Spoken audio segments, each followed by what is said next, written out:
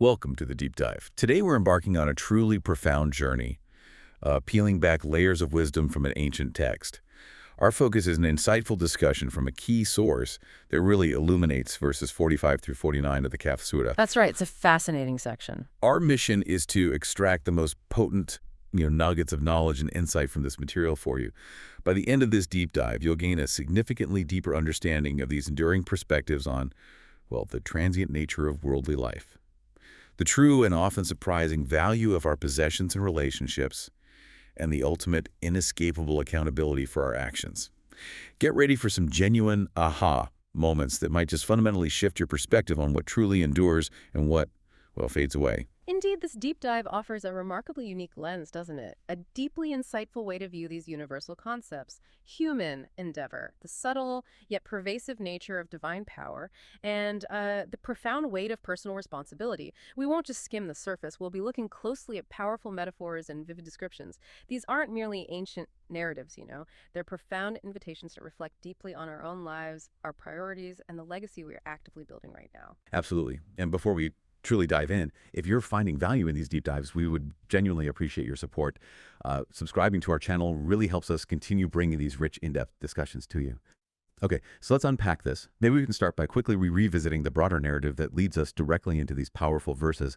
Our source masterfully reminds us that the preceding sections, specifically verses 35 through 44 of the Kahf Surah, laid a kind of foundational comparison. It presented two starkly distinct human types. And this initial setup is crucial, I think, because it perfectly calibrates our understanding for the deeper insights we're about to explore, especially regarding the transient nature of worldly existence and the illusion of permanence. Precisely. It sets the stage perfectly. One of these individuals, the first human type, was described with a really telling phrase, self-oppressing. Now, this individual is characterized by an overwhelming sense of arrogance, a hubris that stemmed directly from their worldly possessions. And we're not just talking money here. It encompassed anything they felt they owned or controlled: immense financial wealth, high social status, lush gardens, properties, you name it, anything that captured their ego. Right, anything they felt gave them power or standing. Exactly. This person became so utterly consumed by their material achievements that it fostered a profound, almost you could say pathological self-deception. They genuinely believed their position was absolutely unshakable, that their earthly blessings would endure indefinitely, and this delusion extended even to the day of judgment itself. They either dismissed it entirely or, and this is even deeper arrogance, they believed that even if it did occur, they were so uniquely favored that they'd somehow receive something even better than what they already had. Wow. That's quite the mindset. It is. So this vivid portrayal, it doesn't just state a conclusion, it shows the deeply ingrained arrogance and self-deception. It's rooted in an unhealthy, all-consuming attachment to worldly things. It completely prevented them from acknowledging any higher authority or ultimate accountability. Their whole psychological state was intrinsically tied to their material wealth, creating this inner prison, really, of their own making. And then we have the other human type offering that stark contrast. Yeah. How did they approach similar blessings in such a fundamentally different way? Well, the second individual, in striking opposition to their arrogant counterpart, despite having similar earthly blessings, including a beautiful garden, was defined by profound faith and a deeply rooted sense of gratitude.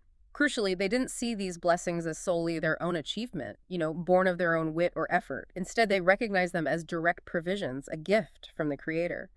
This person had the vital ability to discern right from wrong, to see beyond the superficial allure of wealth. To understand its underlying purpose. Exactly.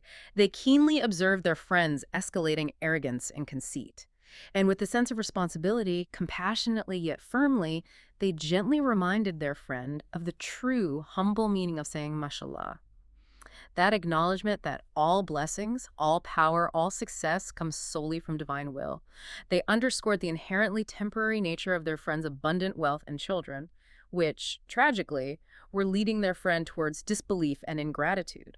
Blinding them, really. Blinding them to the source of their blessings. It's a critical distinction, isn't it? Seeing blessings as a means to an end rather than the end itself. Absolutely. And this brings us to a crucial detail. The source highlights from verse 41, the water being drawn away. This seemingly small narrative point, tucked into the earlier sections, acts as this powerful foreshadowing. It's directly connected to the themes we'll explore today, particularly that fleeting nature of worldly abundance and how quickly our perceived security can just vanish. It's like a subtle hint of the profound metaphor to come. Exactly. And those preceding sections, they really culminated by stressing the ultimate futility of relying on anything or anyone other than divine will.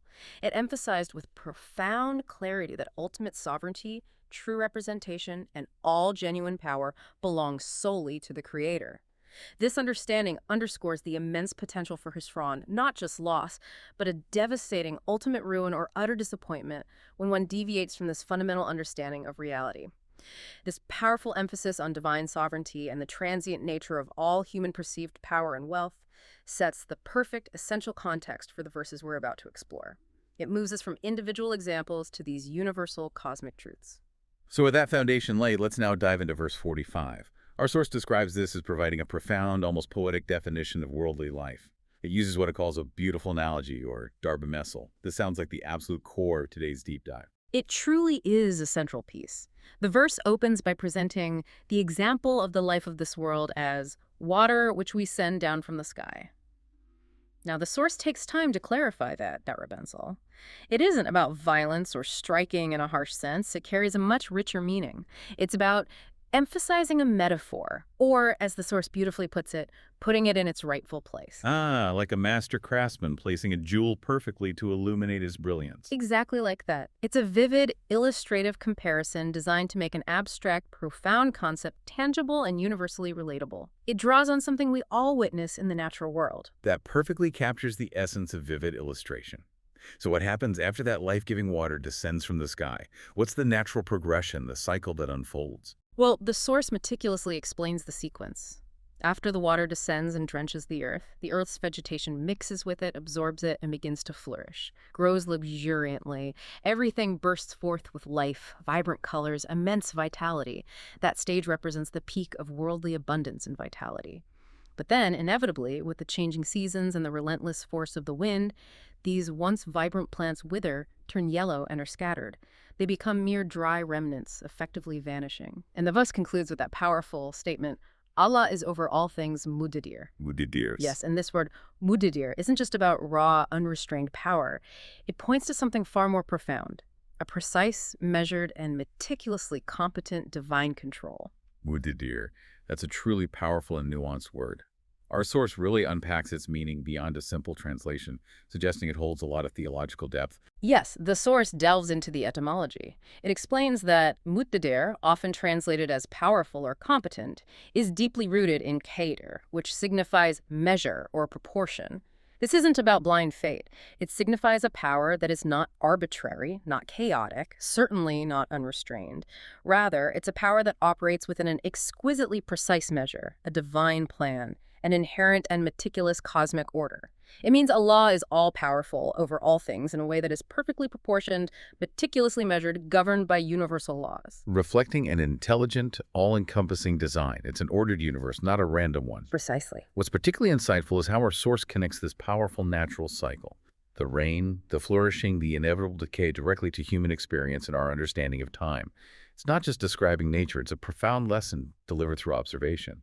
The discussion vividly highlights that this cycle, rain, growth, flourishing, then withering and scattering, is something we witness every single year. It's the constant rebirth of spring, followed inevitably by the decay of autumn and winter.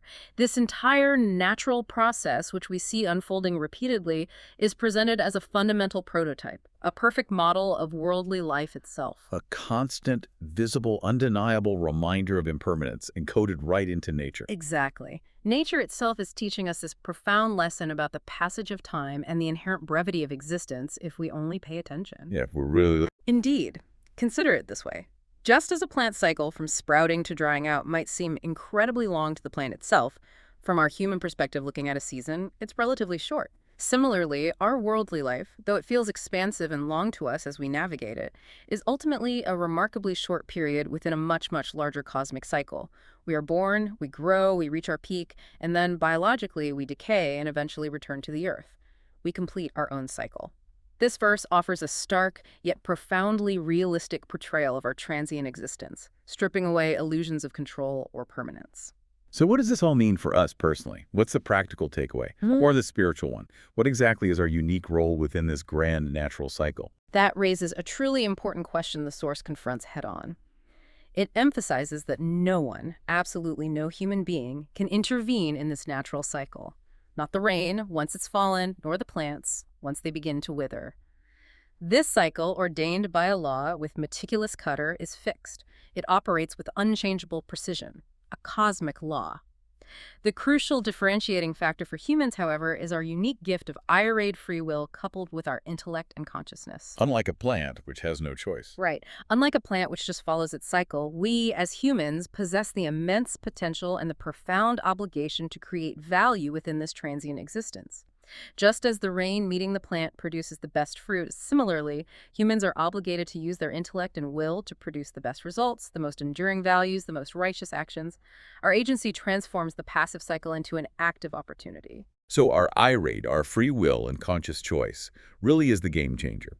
This directly resonates with our earlier discussion of that first human type, the one who mistakenly believed their success was solely due to their own intellect and power, thinking they could defy these laws. What's truly fascinating here is the direct, unsparing contrast it draws.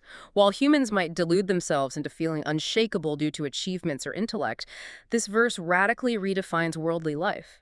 It says, in essence, a droplet of water comes into the world, lives for a certain time, and then shows itself to be mortal. The ultimate power, the iqtidar, the authority based on precise divine measure belongs solely to Allah. He created both life and death, not arbitrarily, but specifically as a test to see who among you performs the best deeds. It's a fundamental shift in perspective, isn't it? From human self-reliance to recognizing divine dependence and purposeful existence. A profound shift. It's a truly profound statement about our place in the universe, stripping away illusion. And the source makes it incredibly relatable with that personal anecdote about observing a garden. Yes. The speaker in the source recounts looking at their own garden, observing the vibrant greening after rain, and then, inevitably, its withering after yielding fruit. This natural decay serves as a powerful, ever-present reminder of impermanence. The message for the observer is clear, direct, inescapable. You are not the power that runs the system. You are not the power that brings you into being, and you are certainly not the power that sets a definite lifespan for you. You can never stop it. It's an incredibly realistic portrayal of human existence, designed to strip away illusions of control, anchoring us in a profound, unvarnished truth. Building on that understanding of impermanence, let's move to verse 46. Our source brings up mal and evlat, wealth and children, but uses some very specific language. Mal, you mentioned, comes from male, meaning inclination or desire. That implies something much deeper than just stuff. Absolutely correct. Mal is interpreted broadly here to encompass everything one is inclined towards, everything one desires, strives for, accumulates. Money, a home, a garden, property, anything that attracts human inclination and attachment. And manun, while sometimes literally sons, is wisely broadened by the source to include both sons and daughters, and really anything that is built by a person, their children, their legacy, anything forming their future or daily life. What we invest ourselves in, physically and emotionally. Exactly. So mal and banun, this broad category of our desires, wealth, children, are presented as zinet, an adornment or embellishment of worldly life. But the source then asks, does this mean they're worthless, or that we should abandon them? It sounds like it's tackling a common misconception. It raises a truly important question, and the source addresses it with significant clarity and nuance. It clarifies that Allah is most certainly not rejecting them entirely or asking us to abandon them, pursue some ascetic lifestyle. On the contrary, the core belief presented is that if a believer performs good deeds in this world, they are, in essence, actively building their paradise right here in this life. This paradise, nurtured through their actions and values, then continues and extends into the afterlife. So these worldly adornments, wealth, family, they absolutely have a place. But their role, their purpose, and our relationship to them need to be profoundly understood and correctly oriented. They're not the end, but the means. Precisely. The profound message is this. While one will naturally have inclinations towards wealth and things they build home, business, family, and these will indeed adorn worldly life, they should not be the main goal or objective. They are fundamentally presented as means or tools for one's happiness, for fulfillment in this world, to be used responsibly and ethically within certain divine principles. The overarching crucial principle is that children and wealth should not, under any circumstances, distract one from their primary purpose. Serving the Creator, striving for ethical living, performing enduring good deeds. They are instruments for achieving a higher purpose, not the purpose itself. Exactly. This connects directly back to our initial discussion about the two garden owners, doesn't it? Highlighting their dramatically different approaches to the same blessing. Absolutely. Both individuals in the example possessed gardens and wealth. But what profoundly distinguished them was their fundamental attitude. One made the garden his ultimate goal, linking his entire self-worth, identity, and security to it, became utterly consumed by it. The other, however, saw it as a means to benefit and enjoy, while recognizing it as a profound blessing from Allah, a tool for good, a temporary trust.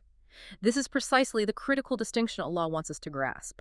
Possessions and family are an integral, beautiful part of life, but they should never become the absolute center, the sole purpose, or the ultimate object of our devotion. They are adornments, not the essence of our being. Well put. Here's where the verse truly pivots, and it gets exceptionally profound. It contrasts mal and benon with the salihat, defined as enduring good deeds or righteous actions. These as salihat are explicitly described as better in terms of reward and hope. This dramatically shifts the focus from temporary adornments to something of true lasting impact. What's truly fascinating here is the deep psychological and spiritual insight derived from understanding that wealth and children are merely adornments, and then acting consistently with that understanding. The source gives concrete examples. If a person defines themselves solely by their property, status, or portfolio, then any loss market downturn, disaster, setback makes them feel utterly worthless, shattered. Existentially empty. Exactly. Or, addressing the earlier point about Benon, if it's strictly limited to biological sons, then those without might feel valueless or incomplete, which is fundamentally incorrect from this perspective. If viewed as an adornment, however, one can extend care and value to other children, contribute to the wider community, see themselves as part of a larger human family. It embodies a broader, more compassionate sense of responsibility. It frees one from narrow, self-serving definitions of worth. It's about not making them indispensable, where their loss devastates one's sense of self. The source gives that powerful example of problematic parental expectations, illustrating unhealthy attachment. Indeed. The source strongly criticizes the mindset of a parent who tells their child, explicitly or implicitly, I invested so much in you, sacrificed so much, provided these opportunities, so you would take care of me in my old age. The source argues quite powerfully that this perspective actually doubles the parent's potential suffering if they become ill or old, because it's based on an expectation of a return on investment, a transactional relationship, rather than fostering self-reliant, ethical individuals who contribute out of their own moral compass. It places an unfair burden on the child and creates a fragile foundation for the parent's well-being. Exactly. It sets everyone up for potential misery. So if that's the problematic approach, what does the source suggest is the alternative? The more beneficial and divinely aligned way? The alternative, powerfully suggested, is to raise children with the fundamental principle that they should be self-sufficient, responsible individuals who contribute positively to life, not primarily to earn money or solely to serve parents' needs or fulfill repayment expectations. The overarching goal is to nurture honest, principled, moral individuals with deep ethical integrity. With this foundation, the source implies material success and fulfillment often follow naturally as an outcome of ethical, diligent work. It's about instilling values that transcend immediate gain. Focusing on lasting character. Yes. This leads us beautifully to salihat, enduring actions. Our source makes a really insightful link here, connecting this ancient concept to the modern idea of sustainability. Yes, the connection is profound. Salihat directly implies enduring, sustainable actions. It conveys that when we raise children or use our wealth, it should be for something lasting, something that continues to generate positive impact beyond our lifespan, not just short-term gain. The profound question becomes, am I building something that upholds divine values, that generates good now and continues to do so in the future, even after I'm gone, through my children, grandchildren, friends, the work I leave behind? This is the very essence of Sadaka-i, a continuous charity or good deed benefiting others long after one's physical departure. Consciously cultivating a legacy of goodness that outlives you. Precisely that. And if we don't adopt this view, if we remain focused solely on temporary adornments and fail to invest in enduring deeds, what's the consequence? What's at stake? The source states, with remarkable clarity, otherwise you prepare for your own destruction. The implication is deeply psychological. If wealth and children become solely a source of boastfulness, defining one's superiority or security, then a person becomes a watchman of their possessions, They live in perpetual anxiety, constantly fearing loss, worried about the market, about children's choices, external threats. This mindset tragically transforms these very adornments, meant for joy, into a heavy burden, a source of perpetual worry and deep misery rather than contentment. This is why the divine perspective so beautifully explains worldly life, guiding us away from self-inflicted suffering towards inner peace and lasting value. Now, this is where the narrative truly escalates, becomes incredibly dramatic. Verse 47 paints this vivid, almost apocalyptic picture of a specific day. And on the day we shall cause the mountains to move or disappear, and you will see the earth as a barren plain, and we shall gather them all together so as to leave not one of them behind. Our source particularly zeroes in on that phrase, mountains move, emphasizing its deep metaphorical weight. The phrase, dalara yurotrus, literally, we cause the mountains to move, is explored in tremendous depth. It refers to a situation where humans are confronted with something they deem utterly impossible, unthinkable, outside their control. It's not just literal physical mountains, but a powerful universal metaphor for an inescapable consequence, a divine law of justice applying equally to everyone based on their actions. It signifies a reality so immense, so undeniable, it utterly shatters all human illusions of permanence, stability, and ultimate control. The moment when what was considered immutable reveals its true fragility. It sounds like encountering a reality that completely shatters our deepest illusions.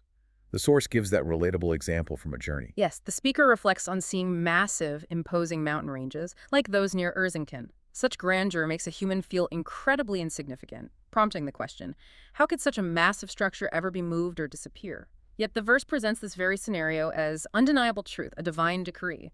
It highlighted the immense power that transcends human comprehension, revealing the limits of even our grandest endeavors. So this metaphor extends far beyond just physical mountains.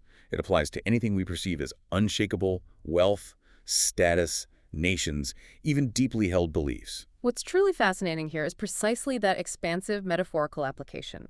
It refers to everything we consider unshakable, powerful individuals, seemingly invincible nations, vast empires, our own perceived secure wealth and positions. The core idea is that these seemingly eternal things can, in fact, be profoundly shaken, dismantled, destroyed. The source powerfully uses the example of the Izmir earthquake. People who considered themselves unshakable due to wealth or diplomas found themselves utterly powerless against nature's force. Their perceived stability, their illusions of control vanished instantly, proving the mountains they relied upon could indeed move. Exactly. It's a stark reminder that even global superpowers, once thought invincible, can face collapse, decline, transformation. This perspective fundamentally reevaluates where we place our trust. It challenges that perception that America's wealth will never end, or a superpower can't be destroyed. Precisely. Allah shows that these unshakable things can indeed be shaken. It's a powerful lesson in humility, a reorientation towards the transient nature of all worldly might and the ultimate unchanging power beyond human constructs. And then the earth becoming bariz. Our source clarifies this can mean barren plain, but also, crucially, revealed or visible. That duality seems significant. Bariz is indeed a loaded term. It signifies to become apparent or openly visible. It profoundly describes the uncovering of hidden truths, the manifestation of realities previously concealed or ignored. It's not merely the physical earth laid bare, but also the underlying truth, the divine fitrat or natural order that emerges when seemingly unshakable structures are disturbed. It's the manifestation of truth within society when people realize what they thought was strong is fragile, temporary, subject to higher laws, a moment of collective, unavoidable truth. So what's the ultimate message? If mountains can move and truth is unveiled, what does this imply about power, our place, how we should live? This raises an essential question. The source states emphatically, there is no power outside Allah. Nothing can escape Allah's ultimate power or observation. The profound implication isn't that humans are powerless, quite the opposite. It means humans might feel powerless against nature or huge societal shifts. However, if they align themselves with divine values, with the universal laws governing existence, then the universe itself, operating according to these laws, will support them. This is the true source of human strength. Not hubristic self-reliance apart from God, but harmonious alignment, deliberate participation within his meticulously designed system. So it's about understanding one's limits and responsibilities within that divine order, finding balance, not feeling powerless nor omnipotent. Yes, profoundly about understanding one's had or limits. But let's be clear. This isn't about passivity or suggesting human effort is worthless. On the contrary, it implies that by recognizing limits and adhering to divine laws working within that system, one can, paradoxically, become a master of the earth, truly powerful. When entering a garden, for example, one shouldn't feel weak, they should feel empowered to cultivate it according to the system of faith. True strength comes from harmony, not opposition. And the Mashur, the gathering, is also given a deeper, more continuous interpretation. Not just a distant event, but something touching us now. What's truly fascinating here is viewing Mashur not solely as a final gathering, but also as a meeting a person constantly has with themselves and ultimately with their creator. It's a moment of profound realization, stark self-confrontation, often occurring right here in this life. The source gives that striking example. Top doctors facing an unseen virus, realizing the limits of their collective power. If they, or anyone, base their success, their strategies, their meetings on this awareness of ultimate divine power and human limitation, they won't be unhappy or frustrated long-term because their expectations are rooted in reality. So in a deeply meaningful sense, a person can experience aspects of their heaven or hell even in this life based on their choices at alignment. Absolutely. The source makes a powerful point. If individuals lack these fundamental principles, fail to align actions with divine values, then regardless of wealth, perfect gardens, or external success, they effectively create their own hell right here.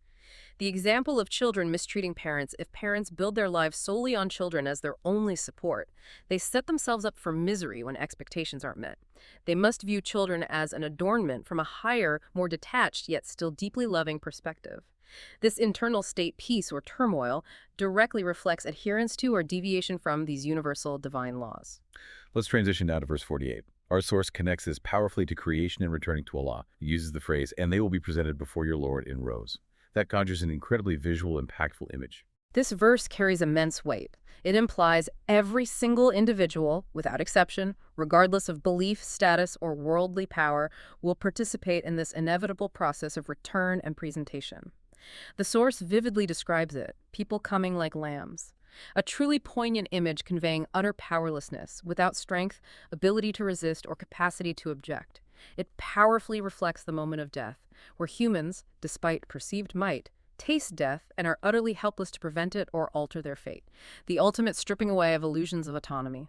It sounds like a stark, almost confronting contrast to how people often view themselves in life, particularly those with immense wealth or power who might feel invincible. What's truly fascinating is how the source highlights our common tendency to magnify the importance of the wealthy, influential, or religious figures, thinking nothing truly bad can happen to them, they're somehow exempt.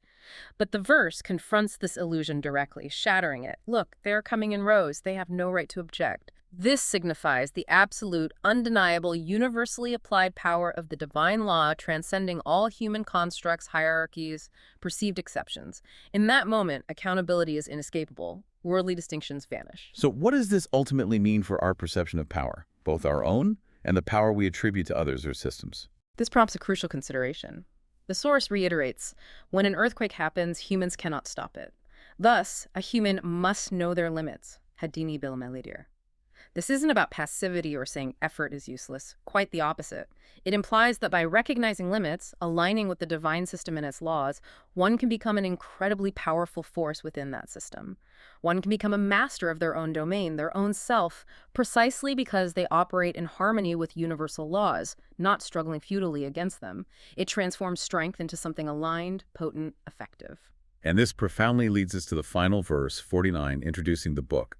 Our source mentions that kitab, the book, is a concept we should now grasp with a complete, perhaps new understanding. Yes, kitab, in this profound context, refers to what a person has done, put forth, exhibited, chosen throughout their life. It's like a comprehensive, meticulously detailed record they themselves have through every action, intention, inaction, actively written and compiled. The verse powerfully states, and the book will be placed, and you will see the criminals fearful of that which is in it, and they will say, oh, woe to us. What is this book that leaves nothing small or great but that it has accounted for it? And they will find what they did present before them, and your Lord wrongs no one. A complete, undeniable, transparent dossier of one's entire existence. A self-written autobiography of deeds. Exactly. So the criminals aren't just those committing overt acts, but those harboring the desire for sin, whose intentions are corrupt. And they're terrified because everything is recorded, even the small things. What's truly fascinating is the sheer surprise. The profound terror, the absolute disbelief of those seeing their entire life recorded, even what they considered insignificant acts, fleeting thoughts, hidden intentions. The source evokes that old saying, if you do good, throw it in the sea. If the fish doesn't know, the Creator knows. It emphasizes every single deed, every whisper of intention, grand or trivial, good or bad, will be presented ready, manifest before the person. No escaping the comprehensive nature of this record. Our internal world, choices, actions, all part of this narrative. And then that powerful, profoundly reassuring concluding statement, and your Lord wrongs no one. This seems the ultimate point about divine justice, perfect, unblemished, utterly fair. This prompts a truly important question and provides an equally profound answer. The source interprets this as a clear, unshakable, universal law. Allah does not do injustice to anyone, ever. What one does, good or bad, is precisely what they will find themselves facing.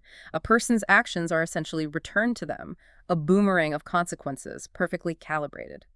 The source references that powerful saying from the Prophet, a person's deeds return to them, emphasizing our present life holds the very seeds of our future experiences, circumstances, consequences. A system of perfect and immediate accountability.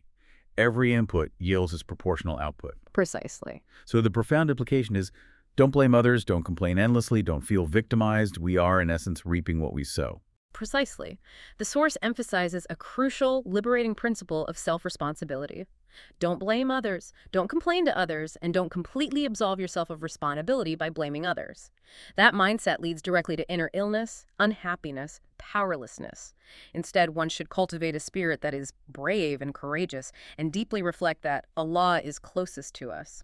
This proximity means no hiding, no escaping self-confrontation. Therefore, radical self-reflection and unwavering accountability are paramount for true inner peace, resilience, and purpose. What's truly fascinating here is the connection the source makes to faith in the hereafter, not just as a distant future event, but as something experienced and manifested right now in this life. Yes.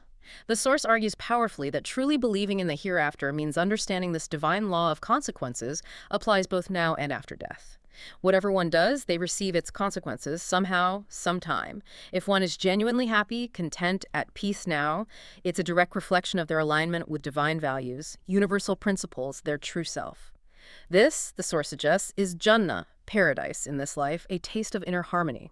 Conversely, chronic anxiety, fear, turmoil, suffering, often, because they violate these principles, act against the grain of divine law. The pandemic, for example, was powerfully interpreted as the earth becoming bariz, revealing ultimate power is in Allah's hands, forcing a global reckoning with human limitations and the fragility of our control. So what's the ultimate overarching message from these profound verses for us, the listener, right now in our daily lives navigating our transient existence? This prompts a truly vital question for personal reflection. The source states the fundamental, enduring lesson is profound self-awareness and humble recognition. Allah wants us to recognize His immense mercy, meticulous design, precise ordering behind the natural cycles, rain, plants, our own existence. Those who recognize this mercy, see the divine hand, respond with gratitude, responsible action, commitment to enduring good, will find it transforms their lives into a source of enduring value, meaning, inner peace. However, those who fail to recognize this, see only material gain, temporary beauty, fleeting pleasure, will find these very blessings, these adornments, turn into mere chaff, unproductive, ultimately valueless, a source of anxiety. True power and lasting happiness lie not in accumulating, but in recognizing Allah's authority, His mercy, and adhering to the divine rules governing every aspect of creation. Wow. What an incredibly rich and truly deep dive we've had today. If we were to distill the most powerful messages from these verses into succinct, memorable slogans for the listener, what would be our key takeaways? Okay, let's see, maybe something like, worldly life is a fleeting adornment, not the ultimate goal. Like plants nourished by rain, possessions, status, even loved ones are transient. They beautify the journey but aren't its purpose or lasting security. Recognize their temporary nature, use them wisely. Good one. What else? True value lies in lasting deeds, the power of Salahat. Salahat, enduring, ethical, righteous actions are what truly remain, bring benefit even after we're gone, and yield ultimate timeless reward and hope. These investments transcend mortality. That's crucial. Accountability is universal, precise, and immediate. Every action, every intention, big or small, is recorded in our book of deeds. Its consequence will be encountered. Divine justice is absolute. No one is wronged. We find what we put forth. Undeniable. And the last one? Self-awareness is the path to true happiness. Our present inner state, happiness or suffering, directly reflects our alignment with universal divine principles, not just external circumstances. Understanding limits and harmonizing with the Creator system is the source of genuine peace and purpose. Excellent summaries. Here's where it gets truly transformative for you, the listener, to ponder. If every action, every intention, every choice you make is indeed being recorded and will be presented back to you, then how might consciously writing your own book of deeds today, with profound awareness and deliberate intention, fundamentally transform your daily choices, your priorities, and ultimately the entire trajectory of your future? That's a powerful question for reflection. After this deep dive, what specific insight or concept stands out most powerfully to you? And how might these profound insights from the Kahf Surah influence your perspective on what you choose to pursue, how you define success, and how you choose to live your life, starting right now? Thank you so much for joining us on this incredibly profound deep dive. Join us next time as we continue to explore rich insights from ancient texts and connect them with contemporary understanding and research. We're truly excited to see what powerful truth we'll unpack together. And if you enjoyed this deep dive, we would genuinely appreciate it if you like the video and subscribe to our channel. Your support really helps us continue these explorations.